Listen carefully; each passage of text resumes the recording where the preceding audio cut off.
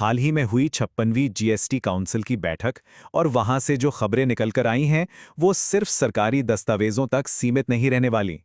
हम बात कर रहे हैं एक ऐसे आर्थिक बदलाव की जिसे जीएसटी 2.0 कहा जा रहा है और ये भारत की पूरी टैक्स व्यवस्था को एक नया रूप देने का वादा करता है। तो चलिए साथ मिलकर समझते हैं कि आखिर ये है क्या और इसका हम सब पर कैसा असर पड़ने वाला है। ये सवाल सिर्फ टैक्स के दरों के घटने या बढ़ने का नहीं है। सवाल यह है कि क्या इससे हमारी जेब पर कोई असर पड़ेगा? क्या घर या गाड़ी खरीदने का सपना थोड़ा और आसान होगा? और क्या देश की अर्थव्यवस्था की रफ्तार और तेज होगी? आइए इन्हीं सवालों के जवाब ढूंढते हैं। देखिए, किसी भी नई चीज को समझने के लिए ये जानना जरूरी है कि उसकी नींव क्या थी। तो जीएसटी 2.0 की इस नई कहानी में आगे बढ़ने से पहले एक नजर डालते हैं उस सिस्टम पर जिस पर यह सब कुछ बन रहा है, यानी जीएसटी 1.0। जरा 2017 से पहले का भारत याद कीजिए, जहां टैक्स का एक घना जंगल था। 17 अलग अलग तरह के टैक्स, 13 अलग अलग सेस, हर राज्य के अपने अपने नियम।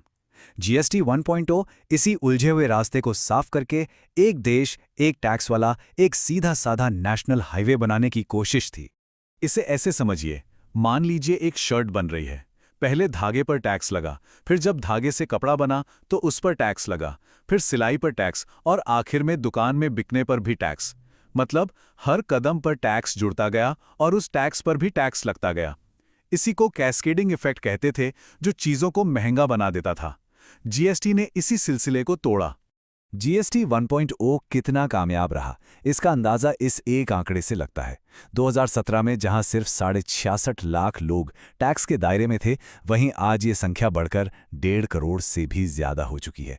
इसका सीधा मतलब है कि देश के लाखों छोटे बड़े व्यापारी फॉर्मल इकोनॉमी का हिस्सा बने। ये एक बहुत बड़ा बदलाव था। और अब कहानी का अगला अध्याय शुरू होता है। जीएसटी 2.0 का मकसद है उस हाईवे को और भी ज्यादा चौड़ा और आसान बनाना। ये सुधार का अगला लेवल है, जिसका सीधा सा लक्ष्य है ज्यादा सरलता, ज्यादा स्पष्टता। इस पूरे बदलाव का दिल यहीं छिपा है। देखिए, अब टैक्स के कई सारे स्लैब्स की उलझन को कम किया जा रहा है। 12% और 28% वाली स्लैब्स को पूरी तरह से खत्म किया जा रहा है। अब मोटे तौर पर सिर्फ दो ही दरें होंगी, 5% और 18%। हाँ, तंबाकू और बहुत महंगी लग्जरी चीजों के लिए एक स्पेशल 40% की दर भी होगी। तो चलिए अब इन कागजों और नीतियों की दुनिया से बाहर निकलते हैं और अपनी रोजमर्रा की जिंदगी में आते हैं। देखते हैं कि ये बदलाव हमारी शॉपिंग लिस्ट और महीने के बजट पर क्या असर डालने वाला है। सुबह उठने से लेकर रात को सोने तक हम कितनी ही चीजें इस्तेमाल करते हैं। साबुन, शैम्पू, टूथपेस्ट, इन सब पर अब तक 18% जीएसटी लगता था। अब ये सीधे 5% के दायरे में आ रहे हैं। सुनने में ये छोटा बदलाव लग सकता है, लेकिन हर महीने के खर्च में ये यकीनन एक बड़ी राहत दे सकता है। सेहत से बढ़कर कुछ नहीं। और यहां एक बहुत ही जरूरी फैसला लिया गया है। अब लाइफ इंश्योरेंस और हेल्थ इंश्योरेंस के प्रीमियम पर कोई जीएसटी नहीं लगेगा, 0। साथ ही 36 बेहद जरूरी जीवन रक्षक दवाओं को भी टैक्स से पूरी तरह से बाहर कर दिया गया है। ये स्वास्थ्य सेवाओं को हर किसी की पहुंच में लाने के लिए एक बड़ा कदम है।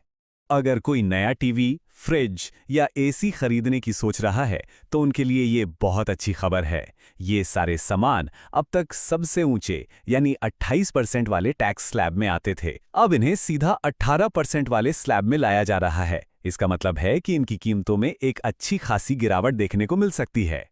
और यही राहत छोटी कारों और 350 सीसी तक की मोटरसाइकिलों पर भी दी जा रही है। टैक्स का ये सफर 28% से घटकर 18% पर आ गया है, जो कई परिवारों के लिए अपनी पहली गाड़ी के सपने को हकीकत के और भी करीब ला सकता है। लेकिन जैसा हर बड़े बदलाव के साथ होता है, इसका रास्ता भी एकदम सीधा नहीं है। एक पूरी तस्वीर देखने के लिए हमें उन मुश्किलों और चुनौतियों को भी समझना होगा जो इस सफर में सामने आ सकती हैं। ये एक बहुत बड़ी रकम है, 48,000 करोड़ रुपए। सरकार का अनुमान है कि इन टैक्स कटौतियों की वजह से सरकारी खजाने को हर साल इतने का नुकसान होगा। ये एक तरह का कैलकुलेटेड रिस्क है, जहां उम्मीद ये है कि जब कीमतें कम होंगी तो लोग ज्यादा खरीदारी करेंगे, जिससे अर्थव्यवस्था में तेजी आएगी और इस नुकसान की भरपाई हो जाएगी। अब एक थोड़ी सी मुश्किल लेकिन बहुत जरूरी बात समझते हैं। मान लीजिए कोई कंपनी साइकिल बनाती है। वो स्टील और प्लास्टिक खरीदती है 18% टैक्स पर, लेकिन जब वो पूरी साइकिल बनाकर बेचती है तो उस पर सिर्फ 5% टैक्स लगता है। मतलब कच्चा माल खरीदने पर ज्यादा टैक्स देना पड़ रहा है और तैयार माल बेचने पर कम टैक्स मिल रहा है। इससे बनाने वालों को नुकसान होता है और ये मेक इन इंडिया के लिए एक बड़ी चुनौती है जिसे अभी भी सुलझाना बाकी है। इसके अलावा भी कुछ मुश्किलें हैं, जैसे बीमा कंपनियों को अब इनपुट पर दिए गए टैक्स का क्रेडिट वापस नहीं मिलेगा, जिससे उनकी लागतें बढ़ सकती हैं।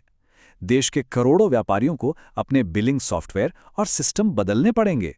और सबसे बड़ी चुनौती ये पक्का करना होगी कि कंपनियां टैक्स में मिली छूट का पूरा फायदा ग्राहकों तक पहुंचा भी रही हैं या नहीं।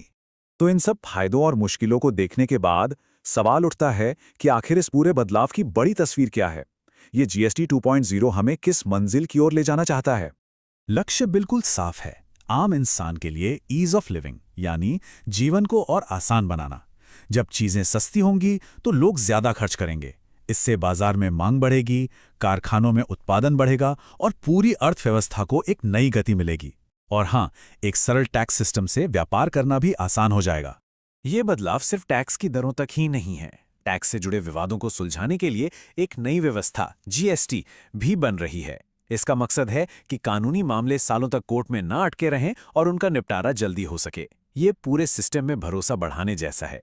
तो आखिर में सवाल यही बचता है, जीएसटी 2.0 एक बहुत बड़ा और साहसिक कदम है जिसकी सफलता कई चीजों पर निर्भर करेगी। क्या ये वाकई भारत की टैक्स प्रणाली को सरल बना पाएगा और अर्थव्यवस्था में नई जान फूंक पाएगा? इसका जवाब तो आने वाला वक्त ही देगा।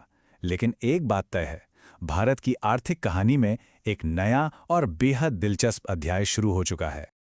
अगर ये वीडियो आपको पसंद आया हो तो लाइक जरूर करें, शेयर करें उन दोस्तों के साथ जिन्हें यूपीएससी, लॉ या जनरल नॉलेज की तैयारी करनी है। और हाँ, सब्सक्राइब करें। आप अपने सुझाव या सवाल नीचे कमेंट में लिख सकते हैं। यूपीएससी एंड कॉम्पिटिटिव एग्जाम की गाइडेंस या मेंटरशिप के लिए संपर्क करें। Our contact information is given in description. धन्यवाद। मैं हूं कृणाल ठाकुर। मिलते हैं अगले भाग में। जय हिंद।